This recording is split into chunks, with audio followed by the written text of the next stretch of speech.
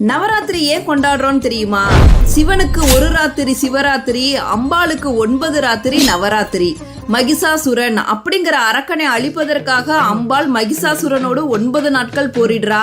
10வது நாள்ல மகிஷாசுரனை வதம் செய்து மகிஷாசுர மர்த்தினியாக வெற்றி வகை சூடிய நாளதான் விஜயதசமியை கொண்டாடுறோம்.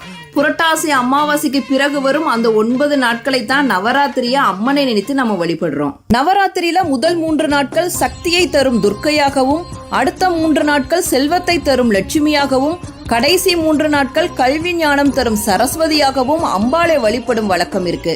9 நாட்களும் அம்மனோட ஒவ்வொரு அவதாரமாக அலங்கரிக்கப்பட்டு காட்சியளிப்பாள். நவராத்திரி பூஜை இரவு நேரத்துல தான் செய்யப்படும். இந்த பூஜை தேவர்கள் செய்வதாக கருதப்பட்டு இரவு நேரத்துல அம்பாளை வழிபடுகிறார்கள். இச்சாசக்தி, கிரியாசக்தி, ஞானசக்தி ஆகிய 3 சக்திகளையும் ஒரே சமயத்தில் பெறுவதற்காக செய்யப்படும் வழிபாடுதான் இந்த நவராத்திரி வழிபாடு.